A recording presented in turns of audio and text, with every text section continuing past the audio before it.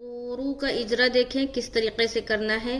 تو و پیش تو، را پیش رو، تو رو، تا کو موٹا ادا کریں گے. اب اجرا دیکھیں. تو واو ساکن سے پہلے پیش ہے، واو مدہ ہوگا.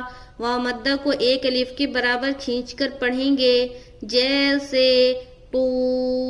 رو را کے اوپر پیش کی حرکت ہے. پیش کو جلدی پڑھیں، تھوڑا بھی نہ کھینچیں.